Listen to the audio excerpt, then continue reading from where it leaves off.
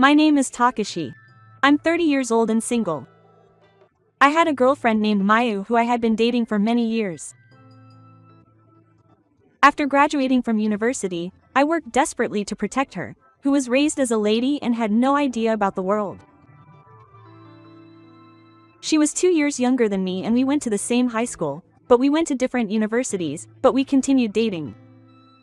I had gained a certain amount of confidence in myself and was finally planning to propose to her. I ordered an engagement ring, and just as I picked it up from the store, I discovered that she had been cheating on me. We had been dating for 10 years.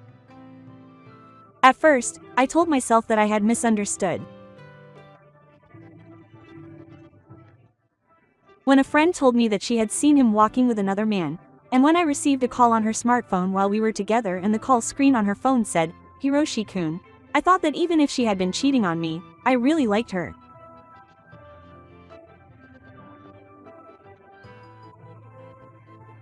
So I thought it was just a momentary lapse of judgment and was about to forgive her. However, she told me that she was dating someone else. I was dumped before I could decide whether to forgive her or not.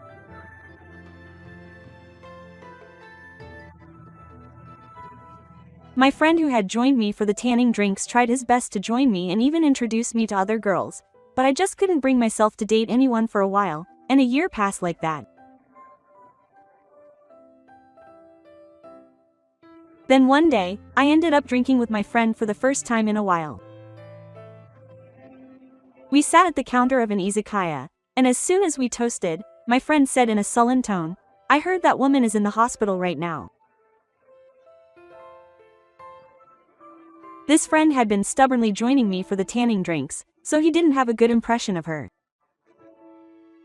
So he said, she's a good girl. My friend and I were from the same hometown, and he knew her and her friends. It seemed that he had heard the rumor about her hospitalization through that connection. As for me, when I heard that story, I couldn't believe that she was a good girl at all. After all, we had been dating for 10 years, and I had even considered marrying her. Since I had the next day off, we drank in my room after the izakaya. After my friend got drunk and fell asleep, I was thinking about her, and before I knew it, I was fast asleep, and when I woke up, it was already morning. I woke up to the sound of the intercom, and I couldn't hide my slight annoyance as I opened the front door, wondering who it was. Standing there was a man I had never seen before. The man said he was her cousin. Her cousin?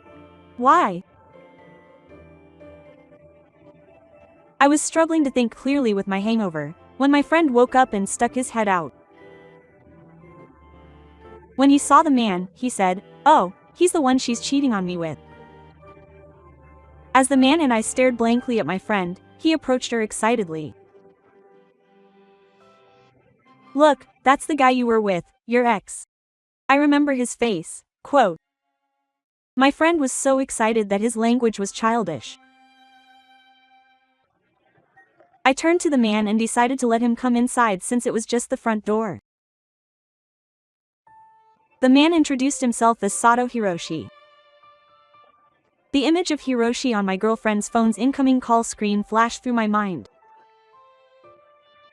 That meant her cheating partner was her cousin. I wondered if it was possible since cousins can marry each other, and then she spoke.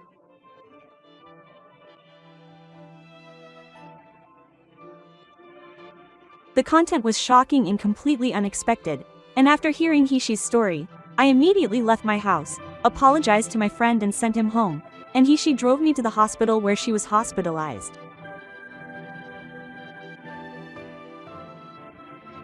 She had never cheated on me in the first place. Apparently, a year ago, a re-examination of her health checkup revealed that she had breasts, and she decided to break up with me before she had surgery.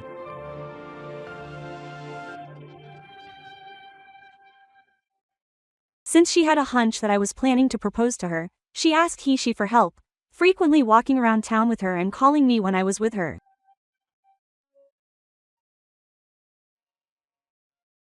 However, she became impatient when I didn't even suspect her or bring it up. In the end, she was the one who broke up with her. There was no need to break up. Hiroshi glared at me with stern eyes as I muttered this. I was only thinking about Matashi's happiness. I really did love Matashi, so I made myself the bad guy and stepped aside.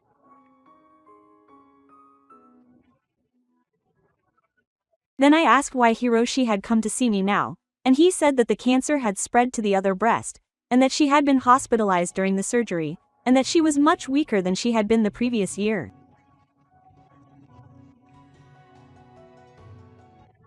Please see Mayu.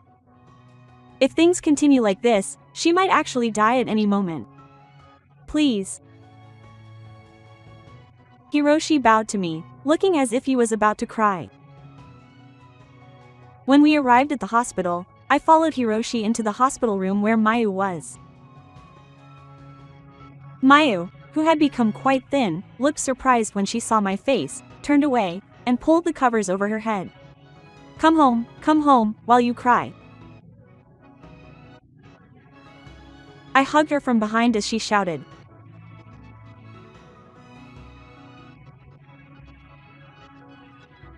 Her screams, which I could hear through the covers, were like knives, filled with such pain that they seemed to pierce my entire body.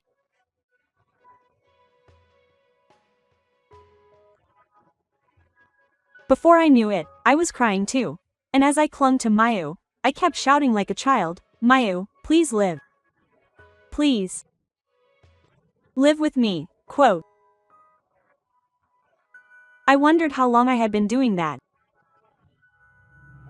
When Mayu finally started crying and showed her face from the futon, my face was covered in tears and snot. And Mayu burst out laughing when she saw my face. Kishi-kun had disappeared at some point, and Mayu gave me a tissue and, as I was trying my best to blow my face, Mayu gently stroked my head. I've lost both my breasts. You wouldn't like that, would you? When she said that, I told her I didn't care because I never had any to begin with, and she shook my head. Whether I have breasts or not, eyebrows are still eyebrows. I can't imagine anyone else being my eyebrows, and I don't want to think about that. So please, don't say you want to break up with me again. I was embarrassed later that it was such a ridiculous confession, but at the time I was doing my best to honestly convey what I was thinking. Then, this time, Mayu didn't scream, but instead quietly shed tears. The eyebrow surgery was successful, but she was so weak that her hospitalization was extended. I went to the hospital every day to see Mayu's face, as if to fill the 1-year gap. Mayu was getting better day by day, laughing more and more, and by the time she was discharged, she had regained her old gentle demeanor. During her hospitalization, I also met Mayu's parents and we shared our joy together.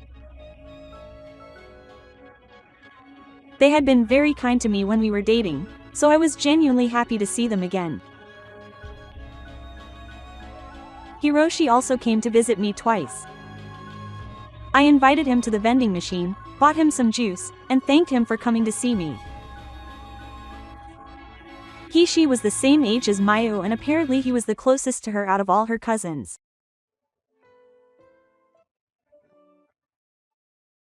That's why he understood Mayu's feelings all too well and had been fully supportive.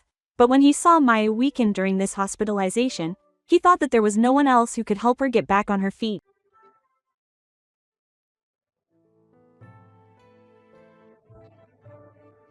After hearing Hiroshi's story, I seriously thought that when Mayu was discharged, I should show her something better than juice. And then the day of her discharge came. I got permission from Mayu's parents and took Mayu home with me.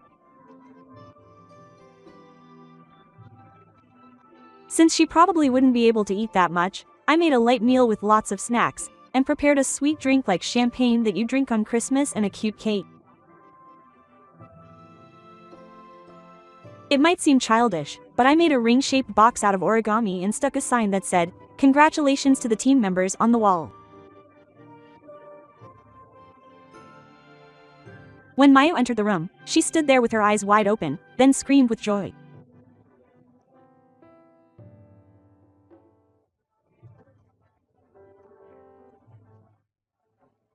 When the meal was almost over, I opened the lid of the box and offered Mayu the ring I had bought a year ago, kneeling on my knees and offering it to Mayu. Even if Mayu becomes the star of the show from now on, I will always love Mayu. So please don't hate me even if I become the star of the show.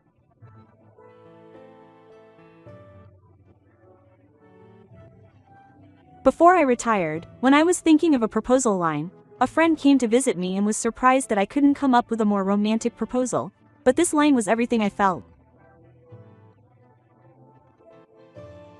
Mayu kept her distance because she didn't want me to see her chestless body. Mayu told me while she was in the hospital that she thought she might die before the surgery. She said she thought that way, and after the surgery was successful, she was shocked when she saw her own breasts, and she was relieved from the bottom of her heart that she had broken up with me. Apparently, breasts are that important to women. She said that it makes her feel like she is no longer a woman. That's why I wanted Mayu to understand. No matter what Mayu looks like, I will never hate her. Mayu feels that I am being looked at because she no longer has breasts. So will Mayu hate me when I get older and no longer look like me? Of course not. That's the meaning behind the proposal. It seems that she understood what I wanted to say, and she accepted the ring while crying. Her eyebrows haven't changed in 11 years. You might say that's impossible, but to me, eyebrows are just eyebrows. We're getting married soon. The thought of being able to be with Mayu forever makes me so happy. Sorry, it ended up being just a bragging story.